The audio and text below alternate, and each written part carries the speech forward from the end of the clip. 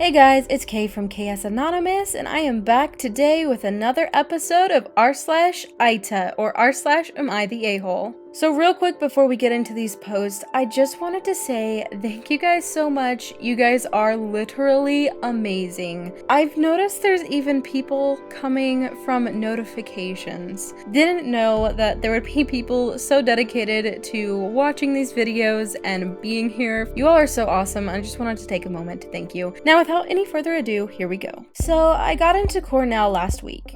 Honestly, I think it was a fluke. I'm not smart at all. I got a 28 ACT, a decent GPA because my school grade inflates considerably. I had some decent extracurriculars, but nothing remotely competitive enough to get me to a school like Cornell. But anyways, my twin sister is the opposite of me. She's a genius.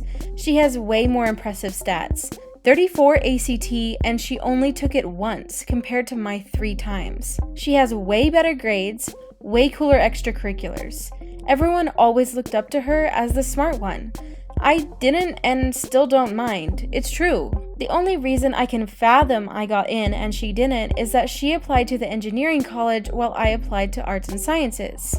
I don't know if too many of you guys are familiar with Cornell, but they have a bunch of different colleges you can apply to, each with their different admission criteria. Well, last week, decisions for IVs came out. Unfortunately for my sister, she didn't get into a single one, including her first choice, Cornell. She checked as soon as it was available and called me bawling. I consoled her and told her everything was going to be okay, that who cares what school you go to, that she was brilliant and she was going to be successful no matter where she goes. Well, anyways, I pretty much resolved that I was getting rejected, so I didn't even bother to look at my email until later that night. Well, I guess surprises do happen sometimes because I'm a Cornelian. I got in. I just don't know how, but I did. I really want to go, guys, but this would devastate my sister. All week she's been crying and solemn and sad. She's been angry at her friends who got into top schools, especially the ones with lower stats. She's decided to go to NYU, but she just hasn't been herself. I haven't told our parents. I think they assumed I didn't get in because she didn't. Am I being selfish? Should I just go with her to NYC? We always thought we were going to school together, but it's Cornell. I couldn't in a million years imagine I'd actually get in. I've been researching obsessively about it, and I can't shake the desire that if I don't go, I'll regret it. Ithaca looks beautiful. It's a small town, which I would love to get away from the huge city that is New York.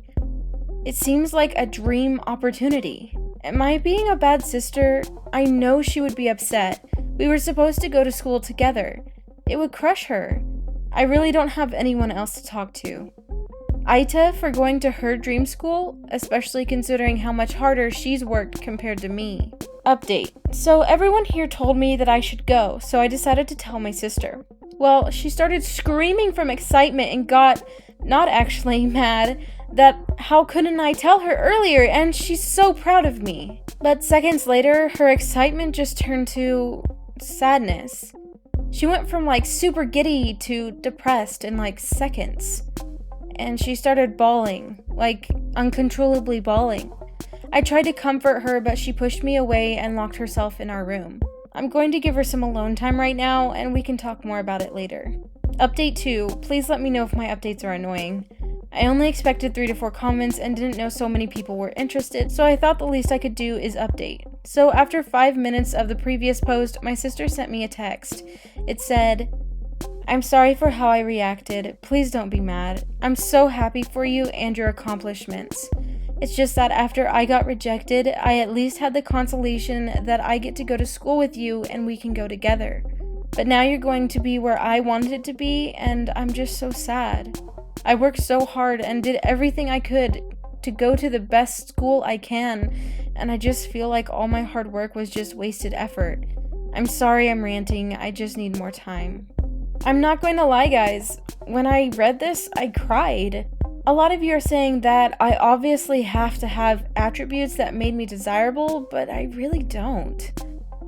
I don't deserve my acceptance. I did my homework between classes, barely studied for anything, I took the easiest AP classes available, etc. Meanwhile, I see my sister always taking the hardest classes, studying as hard as she can, always volunteering. She deserves it, not me, and seeing her so hurt pains me. I'm really strongly just considering going to NYU with her. Everyone at Cornell will just be just like her, and I don't stand a chance. And I know if I go to Cornell, we're going to drift apart, which would suck because we're best friends and I just don't want to lose my sister. Update 3. So I told my parents and they did not react how I would have expected them to. First, they tried to insist that Cornell made a mistake between our applications, which would be impossible. If we applied to the same school within Cornell, like we both applied to arts and sciences, then it would be somewhat probable, but we applied to different schools with different admission committees. They couldn't have mixed them up. Then they went on to explain how I should go to NYU with my sister. I thought it was strange because they definitely would have supported my sister going to Cornell if I didn't get in. My sister apparently thought so too because she asked why would I not go to Cornell, and they said how it was unfair that I basically slacked off in high school and was able to go when my sister was the hardworking one who busted her rear all of school. I don't know if I'm being dramatic, but that hurt. I knew they always thought my sister was a smarter one. They've made it clear multiple times. But to hear them say that I don't deserve my spot sucks, even though they're probably right. I stood there in silence, but my sister stood up for me. She asked them how could they say something so cruel to their daughter, that I 100% have every right to be there, and that they should apologize for being so rude. My parents were shocked, because we're both very passive people, and neither of us ever talked to them like that before. This started an argument, and long story short, we're currently in our rooms. I'm just so thankful to have her stand up for me. I realized that I have internalized a lot of the comments they've made over the years. I'm glad I have my sister actually believe in me. I still don't know if I want to go to NYU or Cornell, mostly because I just don't want to go to school without her. She's my best friend, and going 4 years without someone who just thinks so positively about you just seems so long. At the end of the day, I always thought that NYU was going to be the school I was going to, so I wouldn't lose much by choosing it over Cornell.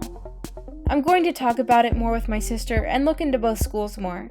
Thanks again, everybody, for your comments. I wouldn't have realized how important of a person my sister is if you guys didn't give me the courage to tell her that I got in. Ooh, so this one's actually an interesting post because it's very interactive with like the Reddit community and everything. And you can just really see her going back and forth between this like, oh, I don't deserve to go to Cornell, but I made this spot in Cornell, but I don't actually deserve it, but I really want to be there. And this conflict you can just see all throughout this post. I think it's pretty awful of the parents to just outright say she didn't deserve the spot when she got in through her own application and her work, even though maybe the part that she is applying for is less competitive perhaps, and that's how she got in. So let me know in the comments below who's the a-hole here, if anyone's the a-hole. My friend was with this girl for about 8 months. He is 22. While he was with her, he would go on and on about how she was the one and how they were going to get married, etc. She recently broke up with him because he was moving way too fast in the relationship and he needs time to work on himself and deal with his anxiety. He completely lost it after this. We ended up having to call 911 and have him taken to the hospital because he was calling her and us threatening harm on himself. He constantly calls her asking why she can't take him back, and he told us that if she's in the city, he might go to her place and ask her in person. Well, me and my friends all took turns spending time with him after the hospital visit, and on my turn, I just lost it after hearing for the 5th time how he was going to get her back. I told him he was being creepy and pathetic and that she has made it abundantly clear that she doesn't want to get back together with him and he needs to stop all this behavior. He got really ticked and kicked me out of his apartment. My friends told me that I probably could have done it in a nicer way, but that they agree with me. So, AmITheA for telling him all that. Sometimes people need to be able to hear the truth, and when no one's getting through your craziness, sometimes it takes a bit of a shock. I will say, like, some people don't respond well to that and then just reject it because they're like, oh, well, it was mean, so I don't have to pay attention to it. Other people actually pay attention because no one will be that real with them. I don't know. I don't think they're really, an a-hole for saying that. They just had to be realistic. This is a situation that's gone too far. That's my opinion, but let me know yours in the comments below. Okay, so to start this off, I'm currently in recovery from multiple mental illnesses, including anorexia. So when I was first diagnosed, I was pretty much immediately sent to a residential hospital for a few months, and I explicitly told my mom that I didn't want her telling people besides close family, friends, and relatives, and she agreed. Fast forward to a couple months out of the hospital, and I'm scrolling through my mom's Facebook trying to find a specific family photo I was looking for when I see multiple posts along the lines of, "Today we had to check our beautiful daughter into Veritas for treatment of her ED. Please send prayers." Not those exact words, but similar. This especially ticked me off because I'm not a religious person at all. Also keep in mind that my mom is a complete social butterfly with over 500 Facebook friends, most of whom I've never met. All I could think about was random people I've never met immediately defining me as my mental illness and feeling pity, and the one thing I can't stand is people pitying me. My mom uses the same password for everything, so I knew her Facebook login and immediately deleted the posts. She still hasn't noticed. Update. Dang, I didn't expect this to get that many responses. Just to clarify, my mom definitely didn't have any ill intent. We're very close, and while we have occasional disagreements such as this one, generally she's very supportive. I definitely think we both made mistakes in this situation. Thank you for all your input. So, what are your guys' thoughts on this? On her deleting her post? Because, I mean, yeah, you technically shouldn't be on her Facebook, but at the same time, she wasn't supposed to be posting to all of her Facebook friends about her eating disorder or being checked into a treatment center. That's pretty private information. But then also, if I'm following this story right, the Facebook posts have already done their damage, if that makes sense. Like, if it's been a couple of months, it's been there. I can understand just wanting to delete it for history's sake, but like, the damage has been done, right? So either way, this just is, it's kind of messy. What do you guys think? I sound like the classic entitled millennial, but hear me out. My parents have agreed to contribute $5,000 toward my wedding. I'm the bride. I had suggested $10,000 and want to ask them again if they would contribute more. If they didn't have the money, it would be a totally different story, but they are choosing not to spend money on this because they don't see the value in it. For them, if it's not a tangible thing they can buy, then it's not worth spending the money on. I, on the other hand, value experiences over material possessions, so we've always disagreed there. And this is becoming one of those disagreements. For perspective, in the last 3 to 4 years, they've built a $40,000 garage, bought two $50,000 trucks, a $25,000 camper/RV, and a $30,000 boat. Not to mention a $100,000 home remodel when they downsized, and endless yard projects on their 5 acres in the country. They're both retired, but in this time, they've barely been on any kind of vacation, mostly just to come visit me in the city. And it's not that they don't support this marriage either. They love my fiance. They just would prefer us to go to the courthouse because that would cost less and they wouldn't be forced to attend an event. They don't like celebrating anything because it's not a thing, and they don't like large social gatherings. My fiance and I have been together for 8 years and waited to get married to make sure this was really what we wanted. So it's not like they couldn't see this coming. We also aren't fans of big, grandiose displays either. We're trying to keep this wedding conservative cost-wise and keep it to $20,000 total. The knot says that the average wedding costs $34,000, so I feel like I'm not being a bridezilla asking for more money to cover an elaborate wedding. I'm just asking for more help to pull off a nice event with good food, a few beers, and good company. AmITheA here? Update. Thanks everyone for your comments. I really appreciate you weighing in. There's a couple of comments I've seen a bunch of times that I'd like to provide more info on. First, I was feeling really bitter this morning, and I haven't expressed any of these feelings with my family yet, or if ever. I wanted to crowdsource an opinion to make sure I didn't do anything stupid. Judging by most of the sentiment, it's a good thing I asked you all first.